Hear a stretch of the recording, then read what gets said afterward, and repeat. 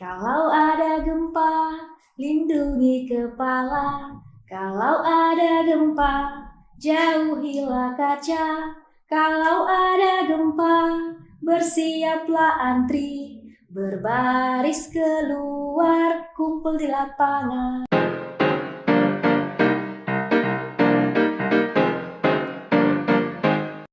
Assalamualaikum Sobat Sehat, welcome to Tropico Podcast. Kesehatan investasi, pola hidup sehat, prestasi.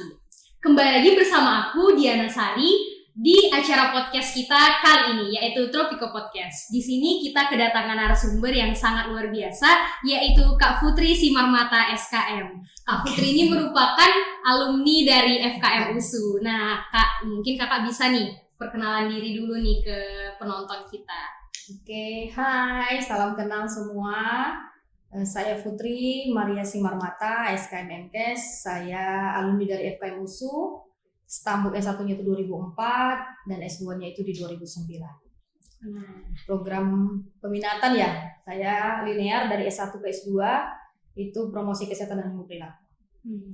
Sama kita Kak, saya juga ambil promosi kesehatan dan ilmu perilaku. Berarti masa depan sudah di depan mata. Amin ya Allah. Gimana nih kesibukannya Kak sekarang ini? Kesibukannya saya sebagai pegawai negeri sipil. Kalau di kantor, kalau di rumah saya sebagai ibu rumah tangga. Sebagai ibu rumah tangga.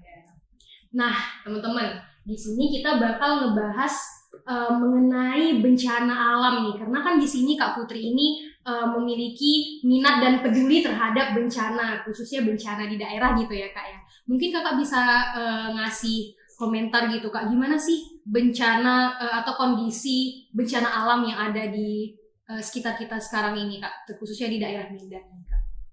Ya, saya coba kasih ini dulu ya.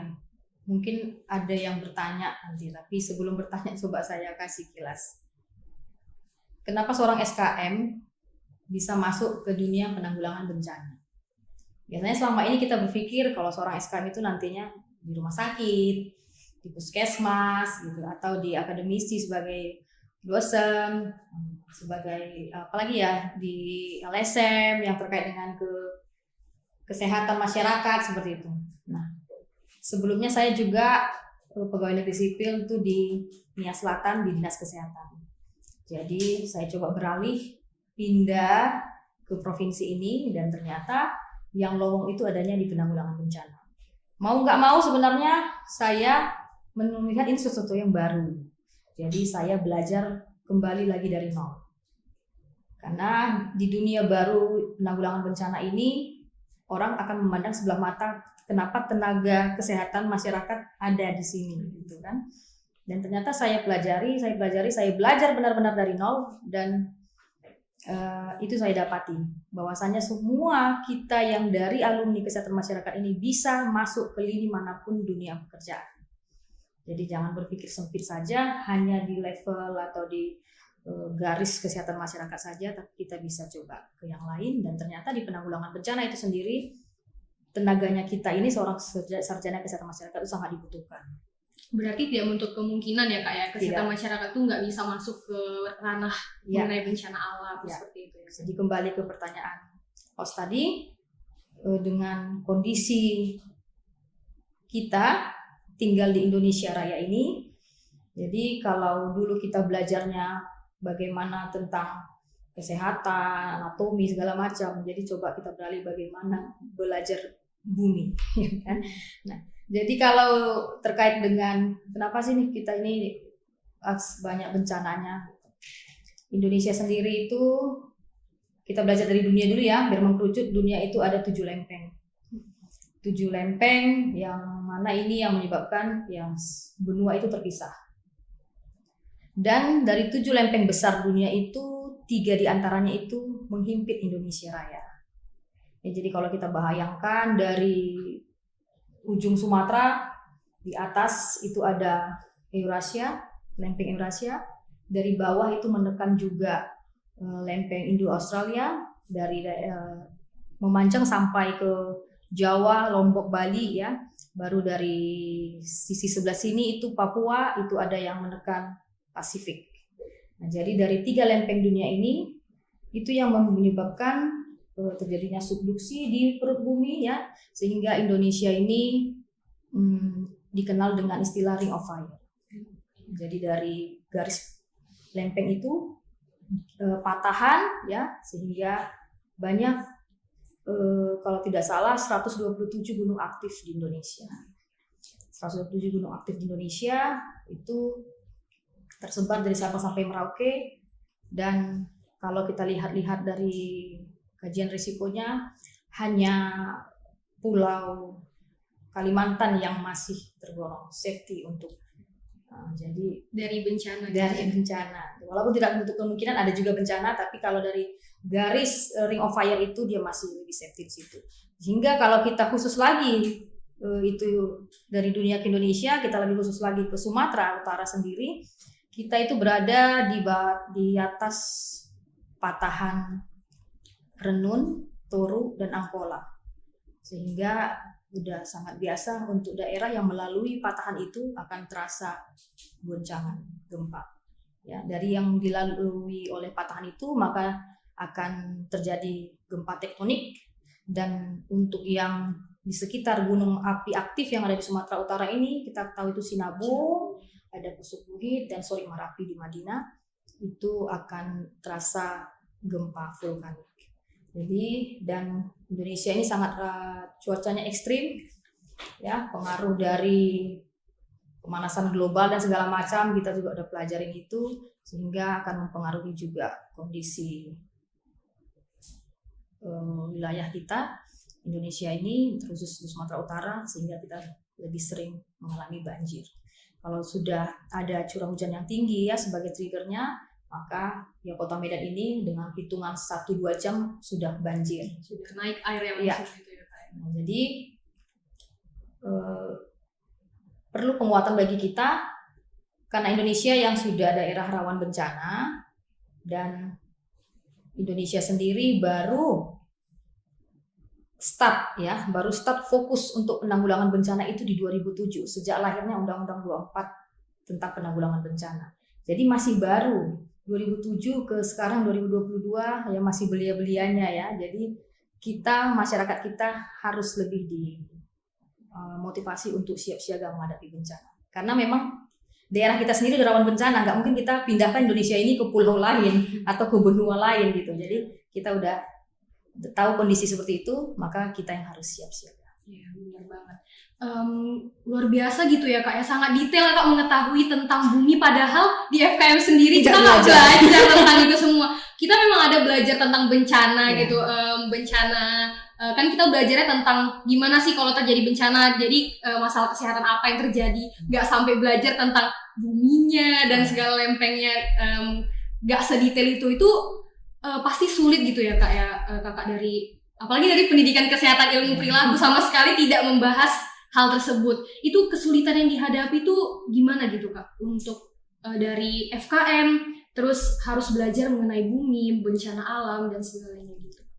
Sebenarnya segala sesuatunya nggak ada yang sulit di dunia ini, dari kemauan kita sendiri aja. Jadi dari saya punya prinsip ya, dimanapun saya tempatkan saya harus bisa berhasil di situ, sehingga saya di tempat yang baru, saya mulai dari nol. Saya alami semua cibiran atau sindiran atau anggapan remeh orang, lu anak muda, lu baru masuk gitu kan, nggak paham segala macam. Saya belajar, saya tunjukkan niat saya belajar kepada pimpinan saya bermohon supaya saya bisa mengikuti step by step pelajaran atau diklat ya, pendidikan dan pelatihan yang diberikan oleh pusat. Jadi kalau kita di daerah itu ada namanya BPBD, Badan Penanggulangan Bencana Daerah, ya, provinsi maupun kabupaten kota, dan kita di pusat itu namanya Badan Nasional Penanggulangan Bencana. Jadi segala ada pendidikan pelatihan di pusat, saya sebisa mungkin mengikuti, sehingga belajar dari nol. Levelnya ada itu, kita harus lulus dulu tahap dasar, baru bisa naik gitu. Jadi setiap kita mengikuti itu, kita diapresiasi oleh mereka, kita diberi sertifikat. Ya kalau kita bilang itu bisa seperti SIM lah, lisensi saya, supaya kalau SIM dia bisa. Pandai pun saya menyetir, saya tidak punya SIM, saya nggak boleh bawa mobil di jalan raya seperti itu. Berarti prosesnya pasti cukup panjang, di mana ada cibiran dan segala macam. Saya 5 tahun di BPBD. 5 tahun di BPBD. Itu kok bisa tertarik sih Kak ke bencana alam dari kesehatan masyarakat yang gak ada nyambungnya sama sekali, kecuali tadi Kakak ngebahasnya tentang kayak gimana sih pencegahannya atau di dalamnya promosi kesehatan apa yang bisa kita masukkan pada saat setelah bencana terjadi gitu. Ini kan hubungannya malahan bagaimana bencananya gitu, maksudnya tentang buminya, lempengnya dan segala macamnya. Kok bisa tertarik gitu Kak ke situ? Karena apapun bencana ini yang paling fokus dari definisinya saja, kalau dia tidak ada korban jiwa, dia tidak dikatakan bencana.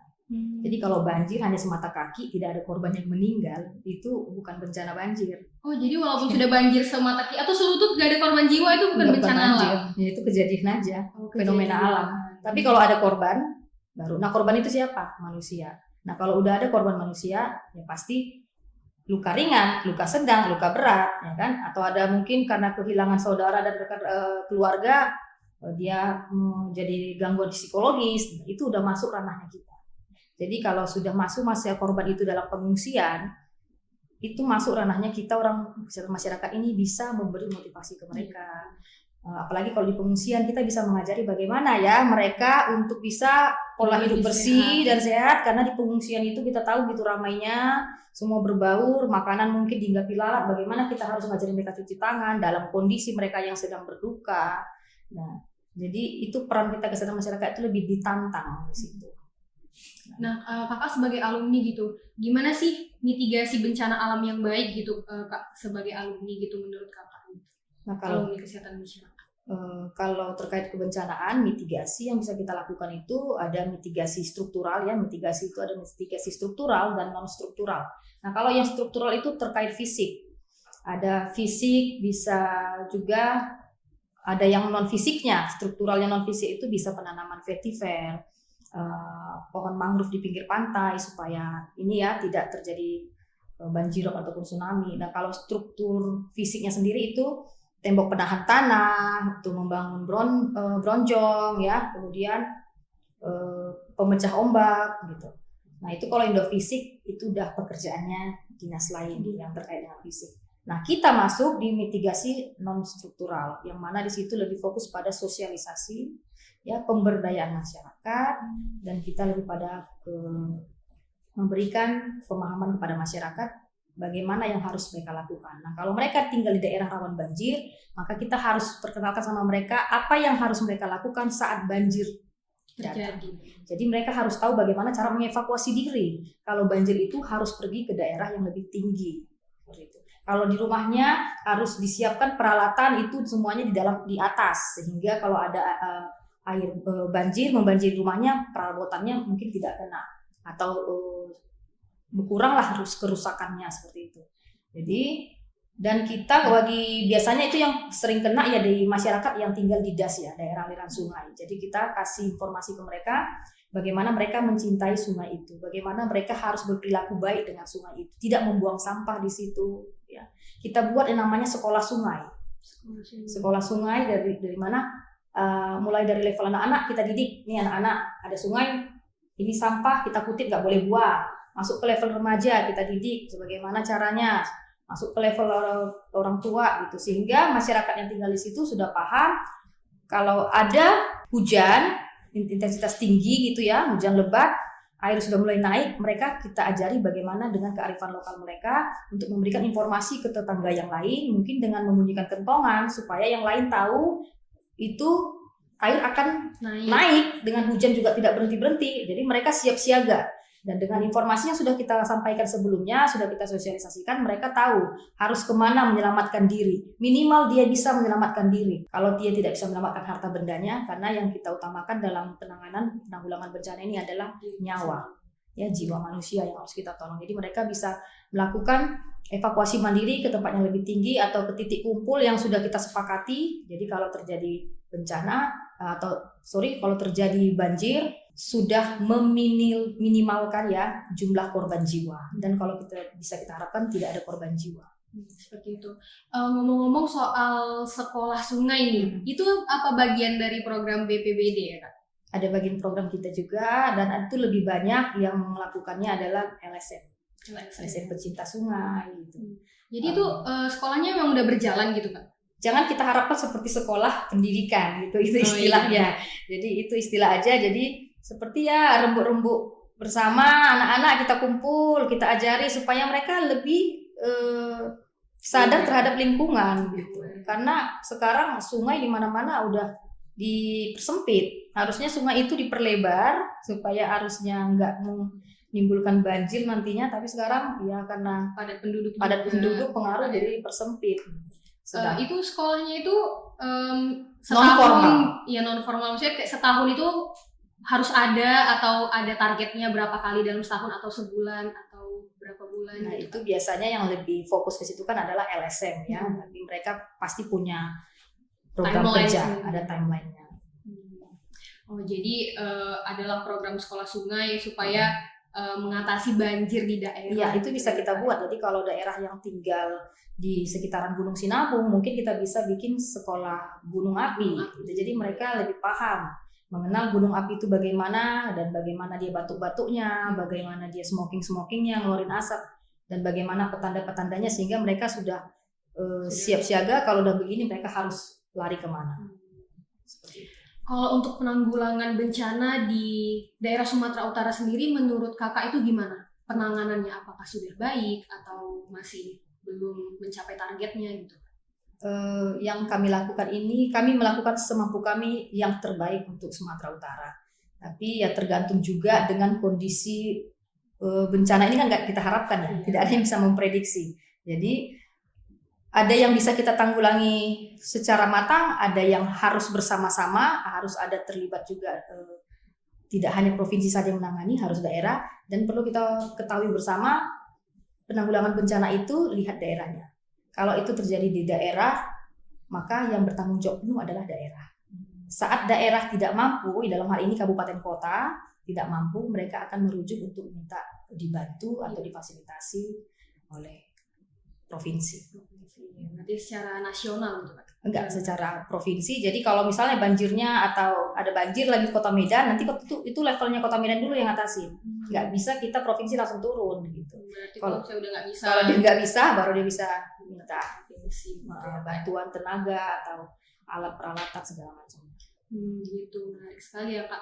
Nah, kalau misalnya bagi kita para mahasiswa kesehatan masyarakat nih Kak, gimana sih mitigasi bencana yang baik yang bisa kami lakukan gitu sebagai mahasiswa gitu Kak? Ya, ada yang menarik pada saat kalian nanti tugas ke masyarakat. Mungkin di sini apa masih ada seperti kami dulu KKN tematik ya, yang turun ke masyarakat langsung, ya hidup bersama mereka, mungkin sebulan, 2 bulan, 3 bulan ya. Tapi ini kita tempatkan di daerah rawan bencana. Di mana kita di provinsi ada program desa tangguh bencana, desa kelurahan tangguh bencana. Jadi di situ kita tempatkan ada fasilitator kita untuk memfasilitasi desa itu menjadi desa tangguh bencana. Ya, jadi mahasiswa FKM bisa bekerja sama ya dengan kami. Jadi ditempatkan di desa rawan bencana itu, nanti ada fasilitator kita juga di situ. Jadi FKM bisa masukkan ilmunya ke situ. Bagaimana cara dia mempromosikan supaya orang tahu. Nah, kalau misalnya kamu ditempatkan di daerah rawan longsor, supaya mereka tahu bagaimana menghadapi kalau longsor terjadi.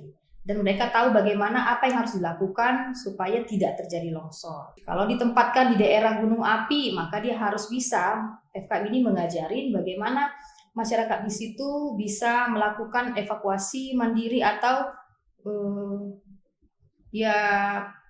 cara untuk menghadapi apa yang harus dilakukan dan jangan dilakukan pada saat terjadi erupsi gunung. Bagaimana cara mereka memakai masker kalau erupsi terjadi, karena itu kan abu vulkaniknya akan mengganggu kesehatan. Ya. Kalau dia tidak punya masker, maka dia hanya punya kain. Kainnya harus dibagaimanakan, dibasahi dulu, baru ditaruh untuk menutup wajahnya dan pergi ke jalur evakuasi. Nah, ilmu yang seperti itu masyarakat FKM ya harus sudah tahu bagaimana dia mempromosikan menggunakan bahasanya. Ya. Kalau kita turun ke daerah berarti ada masyarakat yang pedalaman yang mungkin belum tahu bahasa Indonesia, jadi kita coba belajar bagaimana kita menyampaikannya dengan kearifan lokal mereka. Mengajari masyarakat itu untuk bisa siap siaga dan memiliki sistem peringatan dini dengan kearifan lokalnya. Mungkin pakai kentongan atau apa segala macam, itu kita pelajari lebih dalam. Jadi sedikit kita mempelajari bagaimana kebudayaan mereka. Nah, dulu kalau di kampus ada belajar sosioantropologi. Iya, jadi itu juga belajar bagaimana kebiasaan orang di Tabaksel sana, sungai ada keong mas. Kalau keong masnya udah naik, itu masyarakatnya tahu petanda mau banjir. Nanti keong mas itu di mana dia berhenti, airnya itu akan hanya sampai di bawah dia saja. Dan ada yang unik juga kalau ilmu kesehatan kita, bagaimana penanganan korban. Jadi kalau saya mengajar di kesehatan masyarakat juga, bagaimana memasukkan ilmu kesehatan tentang penanggulangan bencana. Jadi setelah topik penanggulangan bencana dipahami, ya, mulai dari manajemen penanggulangan bencana, kita ada fasenya prabencana, saat bencana, pasca bencana. Nah, kemudian bagaimana setelah mereka pelajarin itu, kita masukkan ilmu kesehatan masyarakat. Bagaimana penanganan pengungsi dengan memberi pemahaman sama mereka untuk bisa PHBS, ya. Kemudian untuk bisa sanitasi, ya. PHBS tadi personal hygiene, ya.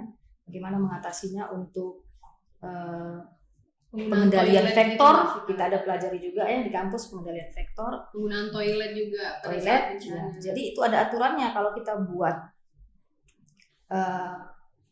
pos buat pengungsi, di mana kita harus tempatkan dapur umum, di mana kita harus tempatkan toilet umum, di mana harus ada kita tempatkan untuk pos yang lainnya gitu. Jadi ada jarak-jaraknya sesuai dengan yang kita pelajari di ilmu kesehatan lingkungan.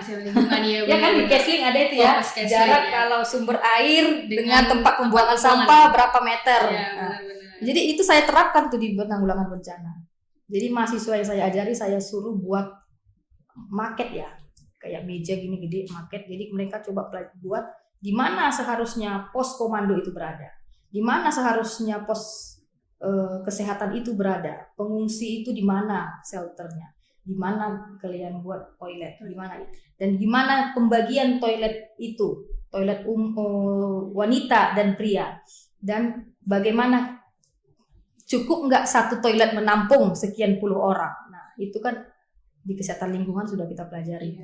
Jadi mumet sendiri sih saya bagaimana ilmu perilaku campur ilmu kesehatan Kesling campur nanti epidemiologinya dipadu supaya bisa masuk penanggulangan bencana, ada sisi kesehatan masyarakatnya.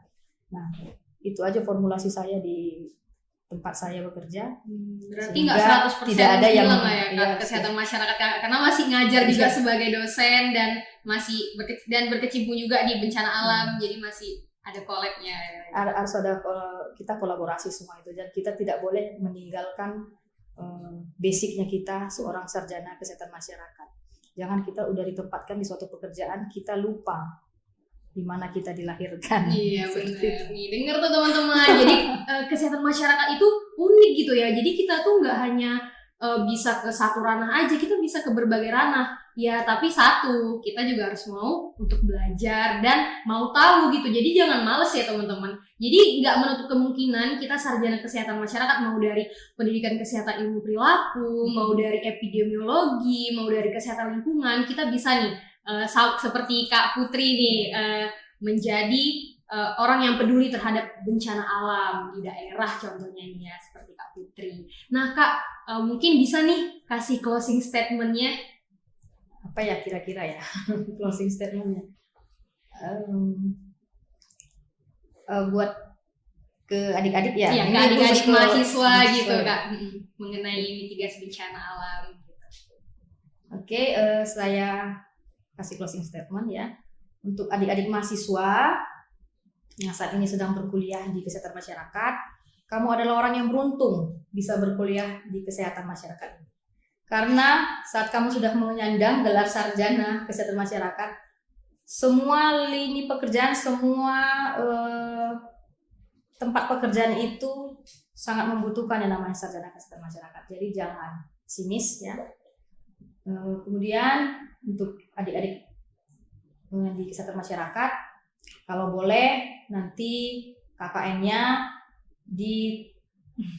berkolaborasi dengan kami, kita akan tempatkan di desa-desa rawan bencana yang nantinya ilmu kesehatan masyarakat kalian dipadu dengan penanggulangan bencana itu lebih bermanfaat bagi masyarakat di sana, dan itu yang sangat kita butuhkan untuk bisa menambah kapasitas masyarakat kita, karena kami sendiri tidak sanggup menjangkau masyarakat kita di seluruh Sumatera Utara ini, tapi kalau dengan bantuan adik-adik bisa dipencar di seluruh kabupaten kota, bisa sampai ke desa-desa, masyarakat itu dapat pengetahuan tentang penanggulangan bencana, dan dapat pengetahuan bagaimana mereka harus siap siaga menghadapi bencana, sehingga harapan kita kalau terjadi pun nanti bencana akan mengurangi yang namanya jumlah korban jiwa.